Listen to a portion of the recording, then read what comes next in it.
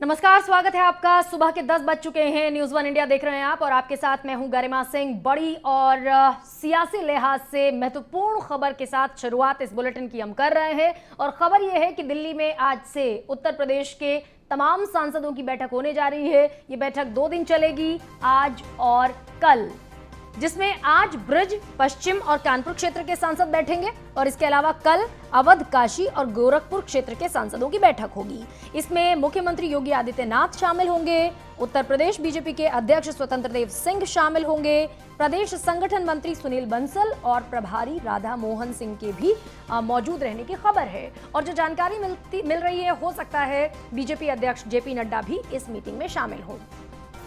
तो बताया यह जा रहा है कि इस बैठक में उत्तर प्रदेश विधानसभा चुनावों की तैयारियां कैसी होनी चाहिए, कितनी फुल प्रूफ होनी चाहिए, इस पर चर्चा होगी। शाम 8 बजे ये बैठक शुरू होगी क्योंकि मॉनसून सेशन चल रहा है और सत्र के खत्म होने के बाद ही इस बैठक का समय निर्धारित किया गया है। तो आज ये दिल्ली में बड़ी बैठक, और ये इस मायने में बहुत महत्वपूर्ण हो जाती है बैठक क्योंकि कल ही प्रधानमंत्री नरेंद्र मोदी ने संसदीय दल की बैठक में अपने तमाम सांसदों को ये कहा कि 75 घंटे 75 गांव में आप गुजारिए, क्योंकि अमृत महोत्सव जो कि स्वतंत्रता दिवस के 75 वर्ष पूरे होने के उपलक्ष्य में मनाया जा रहा है, उसके तहत ये तमाम प्लानिंग्स चल रही हैं। मिशन 2022 के लिए दिल्ली में यूपी के सांसद बैठेंगे और मंथन करेंगे। 2 दिन तक बैठक चलनी है।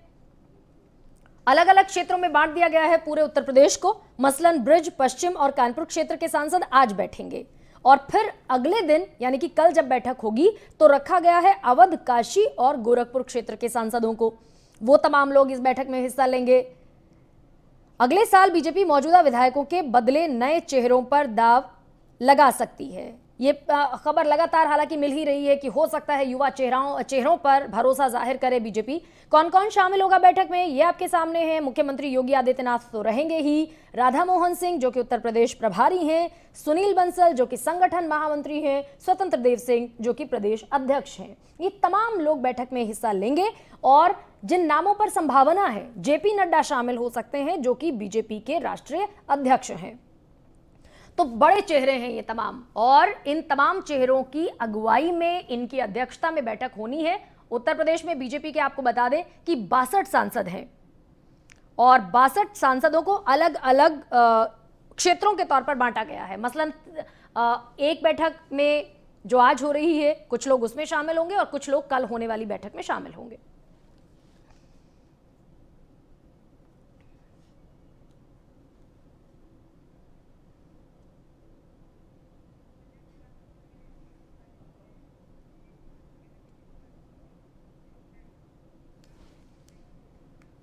और 3 खास मेहमान मेरे साथ इस समय बने हुए हैं इसी महत्वपूर्ण खबर पर अपडेट के लिए। ब्रजेश श्रीवास्तव मेरे साथ जुड़े हुए हैं, प्रिया राणा मेरे पास साथ यूपी सदन से हैं, Piyush Tiwari BJP head office से मेरे साथ हैं और नीलेश चौहान भी लखनऊ से इस समय मेरे साथ हैं। प्रिया थोड़ी देर बाद जुड़ेंगी, उनका भी हम रुख करेंगे। ब्रजेश, सबसे पहले मैं आपका रुख करना चाहती हूँ।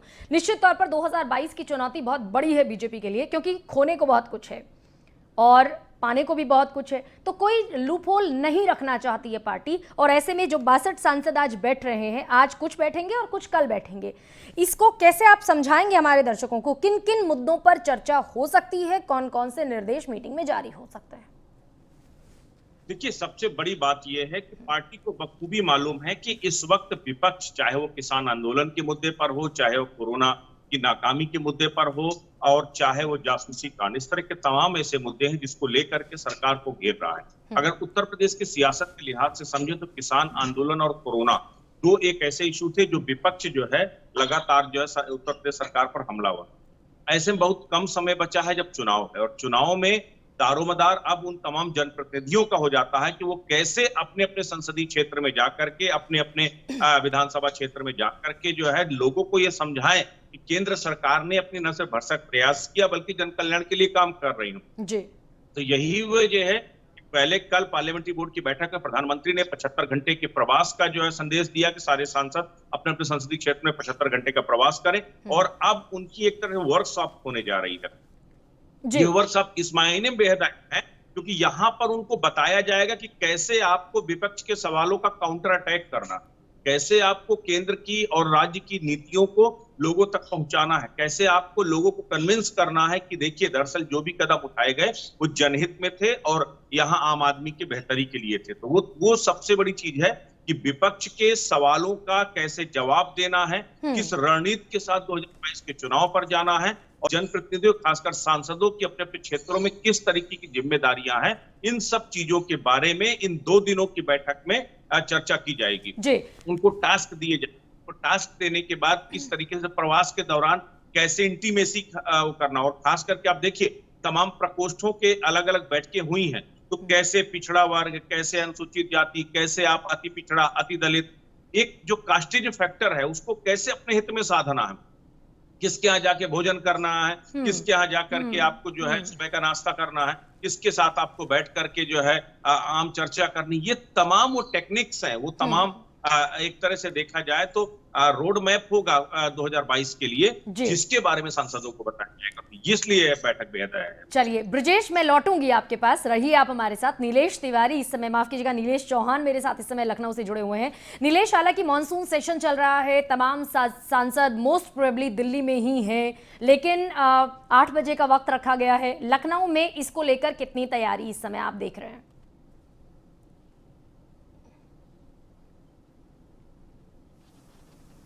जा सकता है कि 2022 में उत्तर प्रदेश में विधानसभा चुनाव से पहले भारतीय जनता पार्टी कोई भी कसर छोड़ना नहीं चाहती, जिस लिहाज से ये बैठक काफी महत्वपूर्ण और अहम हो जाती है, क्योंकि उत्तर प्रदेश में जिस तरीके से कोरोना का दूसरा जो संक्रमण काल देखने को मिला, उत्तर प्रदेश सरकार ने व्यवस्था की, खासतौर पर मुख्यमंत्री योगी आदित्यनाथ ने और प्रधानमंत्री नरेंद्र मोदी ने जो सांसदों से आह्वान किया था कि वो अपने अपने क्षेत्र के कुछ गाँवों को, कुछ सीएसपी को गोद लेकर वहाँ की सीएसपी की व्यवस्थाओं को और ज्यादा सुदृढ़ करें, ताकि जनता को कोरोना संक्रमण काल में बेहतर व्यवस्थाएं मिल सके। उसके अलावा जो उत्तर प्रदेश सरकार के द्वारा काम किए गए हैं, प्रदेश सरकार के द्वारा जो काम किए गए हैं, केंद्र सरकार के द्वारा जो योजनाएं उत्तर प्रदेश में चलाई गई हैं, वो कितना ज्यादा व्यवस्थित तरीके से उत्तर प्रदेश में लागू हुई है, जनता को नीलेश, लेकिन रोकना चाहूंगी आपको, और मुझे ये बताएं कि दोपहर बाद योगी आदित्यनाथ पहुंच रहे हैं दिल्ली, बाकी लोगों के बारे में बहुत संक्षेप में जानकारी दे दीजिए कि स्वतंत्र देव सिंह जी ने शामिल होना है, राधा मोहन सिंह जी ने शामिल होना है, उनके बारे में क्या ताजा अपडेट अभी? उत्तर प्रदेश का जो शीर्ष नेतृत्व है, चाहे मुख्यमंत्री योगी आदित्यनाथ की बात करें, स्वतंत्र देव सिंह की बात करें जो प्रदेश अध्यक्ष है भारतीय जनता पार्टी के, भारतीय जनता पार्टी के संगठन महामंत्री सुनील बंसल की बात करें, या प्रदेश प्रभारी राधा मोहन सिंह की बात करें, तमाम लोग आज की इस बैठक में मौजूद रहेंगे, जिस पश्चिम और कानपुर क्षेत्र के सांसदों के साथ होगी।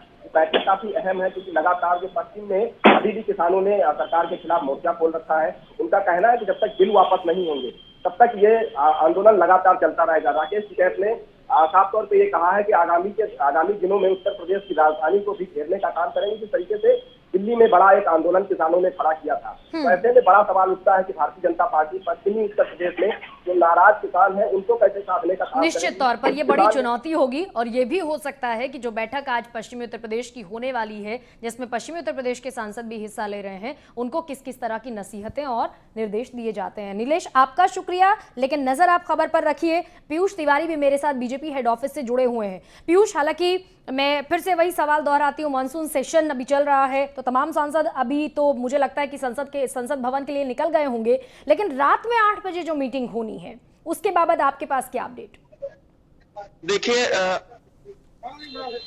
देखिए गरिमा, जिस प्रकार से हम आज रात में कॉन्स्टिट्यूशन क्लब में बीजेपी के तमाम पदाधिकारियों की बैठक है यूपी चुनाव को लेकर, आगामी यूपी चुनाव को लेकर, जैसा कि आपने बताया पूर्वी और पश्चिमी 2 चरणों में इसको बांटा गया है।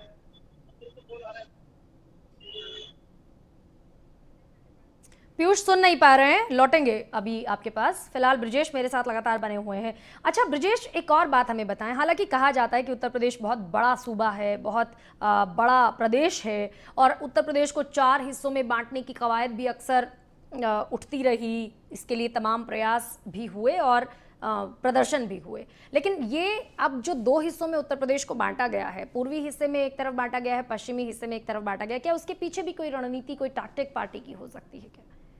बिल्कुल, देखिए सबसे बड़ी बात यह है कि दोनों तरफ चुनौतियां अलग अलग हैं। अगर आप पश्चिमी उत्तर प्रदेश की बात करें तो पश्चिमी उत्तर प्रदेश में आपको किसान आंदोलन सबसे बड़ी चुनौती है। ऐसे में जाट वोट बैंक को साधना एक बड़ी कवायद, उसमें एक अलग स्ट्रेटजी आपको अख्तियार करनी पड़ेगी। लेकिन अगर आप पूर्वांचल की तरफ चले जाइए, यानी पूर्वी अगर उत्तर प्रदेश की बात करें तो पूर्वी उत्तर प्रदेश में चुनौतियां अलग हैं। वहां कास्टिज्म फैक्टर बहुत बड़ी तादाद पे, वहां राजभर एक बड़ी चुनौती बन रहे हैं, वहां निषादों के लिए एक जो है चुनौती खड़ी करने की कोशिश की जा रही है। तो वो सबसे बड़ी बात है, वहां पिछड़े और दलितों की एक सियासत एक नए मापदंड पर जा रही है। बीएसपी वहां पर सेंट्रलाइज कर रही, गोलबंद कर रही है ब्राह्मणों को अपने पक्ष में। सपा वहां पर अलग जो है पिछड़ा सम्मेलन करके, ब्राह्मण सम्मेलन करके उनको ब्राह्मणों को लामबंद और पिछड़ों को अपने साथ जोड़ने में कवायद। तो वहां पे एक अलग चुनौती है। लेकिन पश्चिमी उत्तर प्रदेश में जो सबसे बड़ी चुनौती है वो है किसान आंदोलन से जो किसानों की नाराजगी उपजी है उसको कैसे कम किया जाए। तो उसके लिए आपको सेपरेट पॉलिसी अख्तियार करनी। इसीलिए इस बार अलग अलग 6 जोन एक तरह से हैं और 6 जोन में 3 जोन को जो पूर्वांचल से लगे हुए हैं उनको एक तरफ जोड़ा जाता है और बाकी जो 3 जोन है जो पश्चिमांचल और सेंट्रल यूपी से जुड़े हुए हैं उनको डिफरेंट तरीके से आंका गया है। उसके लिए सेपरेट पॉलिसी अख्तियार की जाएगी और यहाँ पर अलग तरीके से खास रणनीति के तहत पश्चिम उत्तर प्रदेश में किसानों को कन्विंस करने की कोशिश की जाएगी, जाट नेताओं को कन्विंस करने की कोशिश की जाएगी और कैसे उनके घरों तक पहुंच करके इस न्यूट्रलाइज किया जाए। जो आंदोलन चल रहा है इसको कैसे न्यूट्रलाइज किया जाए, कैसे इसको इग्नोर किया जाए और लोगों के बीच में जगह बनाई जाए कि दरअसल उत्तर प्रदेश सरकार की, देखिए सीधी सी बात ये बताने की कोशिश की जा रही है कि अगर आपके कोई कन्फ्लिक्ट है भी, अगर कोई आपके डिस्प्यूट है भी, तो वो यहां से नहीं है, वो सेंट्रल गवर्नमेंट के साथ है। स्टेट गवर्नमेंट तो आपके खिलाफ कोई काम किया ही नहीं। स्टेट गवर्नमेंट ने तो गन्ना किसानों के बकाया का एक बड़ा भुगतान किया है। गन्ना किसानों के साथ साथ अगर देखा जाए तो आपने एग्रीकल्चर के लिए यहाँ पर सबसे पहले कर्ज माफी सरकार आई तो कर्ज माफी किया। तो वो तमाम चीजों के जरिए लोगों को ये संदेश देने की कोशिश है कि उत्तर प्रदेश में चुनाव हो रहा है और उत्तर प्रदेश की सरकार किसानों के साथ खड़ी है। चलिए, तो ये संदेश देने की कोशिश है, लेकिन अभी भी बहुत सारे मसले हैं ब्रजेश। देखिए 14 दिन के भीतर भीतर किसानों को भुगतान होना था, वो मसला अभी भी लंबित है। इसके अलावा मिल्स को देर तक चलाए जाने की बात थी, वो मसला अभी तक लंबित है। लेकिन किसान कितनी बड़ी समस्या उत्तर प्रदेश में पैदा कर सकते हैं बीजेपी के लिए, ये महत्वपूर्ण सवाल अभी बना हुआ है। प्रिया राणा मेरे साथ यूपी सदन से जुड़ गई हैं। प्रिया, यही सवाल मैं आपसे पूछती हूँ कि किसान लगातार एजिटेटेड हैं, लगातार प्रदर्शन कर रहे हैं, लेकिन जमीन पर उसका प्रभाव आप क्या देख रही हैं? क्या वाकई बीजेपी को इससे नुकसान होता हुआ दिख रहा है क्या आने वाले 2022 के चुनावों में? देखिए, अगर हम किसानों की बात करें तो किसानों का तो साफ तौर पर यही कहना है कि अगर किसान धरने पर बैठा है तो उसका नुकसान बीजेपी को कहीं ना कहीं झेलना पड़ेगा। साफ तौर पे राकेश टिकैत ने कहा था कि जैसे ही वो बंगाल में गए थे तो बंगाल में उनका सुपड़ा साफ किया गया था। वहीं अगर हम देखें तो अब जैसे उन्होंने लखनऊ में प्रेस कॉन्फ्रेंस की थी तो उन्होंने कहा कि वो लखनऊ का भी घेराव करेंगे। तो साफ तौर पर शायद ये नजर आ रहा है कि हाँ, उसमें बीजेपी को कुछ नुकसान हो सकता है, क्योंकि किसान लगातार बैठा हुआ है अपनी मांगों को लेकर, लेकिन सरकार सुन नहीं रही है। केंद्र सरकार के कानों में आवाज तो पहुंच रही है लेकिन कोई सुनवाई नहीं हो रही है। तो शायद ये साफ तौर पर कहा जा सकता है कि उसका नुकसान शायद बीजेपी को कहीं ना कहीं नजर आए, क्योंकि किसान लगातार अपनी मांगों को लेकर बैठा है। लेकिन प्रिया, बहुत सारे किसान ऐसे भी हैं जो कि इस आंदोलन के साथ नहीं हैं। वो ये जरूर कह रहे हैं कि जो किसान आंदोलन कर रहे हैं उनकी अपनी समस्याएं, अपने कंसर्न हो सकते हैं, लेकिन मैं लगातार देख रही हूँ, पश्चिमी उत्तर प्रदेश के किसानों से बातचीत कर रही हूँ, उनमें से बहुत तादाद ऐसी भी है किसानों की जो कह रहे हैं कि ये कृषि कानून जो है वो किसानों के हक में है। तो क्या मान लिया जाए कि पूरे किसान विरोध में नहीं है, ये माना जा सकता है क्या प्रिया? हाँ, इस बात को भी हम कह सकते हैं कि सभी किसान विरोध में नहीं है, क्योंकि कई बातें ऐसे भी आती हैं कि किसान तो जमीनी स्तर पर काम करता है, किसान 8 महीने तक धरने पर बैठ ही नहीं सकता, अपनी रोजी रोटी कमाएगा कैसे? तो इस बात को भी कहा जा सकता है कि हाँ, कुछ किसान उसके विरोध में है और कुछ पक्ष में है। कईयों को लगता है कि हाँ, कानून ठीक है और एमएसपी पे गारंटी बनी रहनी चाहिए, वापस नहीं होना चाहिए, लेकिन सबकी सोच अलग अलग है। लेकिन राष्ट्रीय प्रवक्ता की अगर हम बात करें, उनका तो साफ तौर पर यही कहना है कि जब तक बिलों की वापसी नहीं होगी तब तक किसानों की घर वापसी नहीं होगी। उनको तो यही लगता है कि किसानों को कहीं ना कहीं उन चीजों से नुकसान है, तो इसलिए शायद इसका असर चुनाव पर देखने को मिल सकता है। वहीं बार-बार राकेश टिकैत भी साफ तौर पर कहते हैं। लेकिन प्रिया, आप इस समय पर जिस जगह पर मौजूद हैं, यूपी सदन, वो एक महत्वपूर्ण जगह है जहां पर उत्तर प्रदेश के विधायक लगातार पहुंचते हैं, मंत्री जो हैं उत्तर प्रदेश के वो लगातार वहां पर पहुंचते हैं। आपकी बात जरूर हुई होगी तमाम मंत्रियों से, विधायकों से, अलग अलग पार्टियों के सबों का एक तरीके से कैसा रिएक्शन आप देख रही हैं पश्चिमी उत्तर प्रदेश को लेकर इस किसान आंदोलन के हवाले से? देखिए, अभी यहाँ पर बैठक होने वाली है, अभी हम मंत्रियों से बात करेंगे, उनका जो भी रिएक्शन है या निकल कर आएगा वो भी हम आप लोगों के साथ साझा करेंगे। लेकिन अभी तो यही है कि सभी बीजेपी के लोगों का यही कहना है कि संशोधन तो कुछ हो सकता है, सरकार साफ तौर पर कह रही है कि संशोधन तो कुछ हो सकता है लेकिन कानून वापस नहीं होगा। लेकिन जो किसान है वो संशोधन के लिए तैयार ही नहीं है। अब बीच का रास्ता कोई भी निकलता हुआ अभी तो नजर नहीं आ रहा है, क्योंकि संसद पर लगातार किसानों ने धरना दिया हुआ है, महिलाओं ने भी धरना दिया था। अब 15 अगस्त को भी परेड की, ट्रैक्टर परेड की बात कही जा रही है। तो अब देखना होगा कि किस तरीके से इसका हल निकल के आता है, क्योंकि सरकार तो साफ तौर पर कह रही है कि संशोधन के लिए तैयार है, वापसी नहीं होंगे कानून, लेकिन किसान भी अपनी जगह पे अडिग है और सरकार भी अडिग है। अब तो ये आने वाला वक्त ही बताएगा कि किस तरीके से इसका रास्ता निकल पाएगा। चलिए प्रिया, बहुत शुक्रिया आपका इस पूरी बातचीत के लिए। आप यूपी सदन में इस समय मौजूद हैं, जहां आप कह रही हैं कि एक बैठक चल रही है, बैठक के बाद हो सकता है कुछ महत्वपूर्ण निकल सामने आए। ब्रजेश भी मेरे साथ जुड़े हुए थे। ब्रजेश, आपका भी बहुत शुक्रिया। लेकिन 2 हिस्सों में बांटा गया है इस मीटिंग को, जो कि महत्वपूर्ण मीटिंग बताई जा रही है। सांसदों को बैठना है और सांसदों के साथ स्वतंत्र देव सिंह बैठेंगे, सुनील बंसल बैठेंगे, योगी आदित्यनाथ बैठेंगे, राधा मोहन सिंह बैठेंगे और संभव है कि बीजेपी के राष्ट्रीय अध्यक्ष जेपी नड्डा भी इस मीटिंग का हिस्सा बने।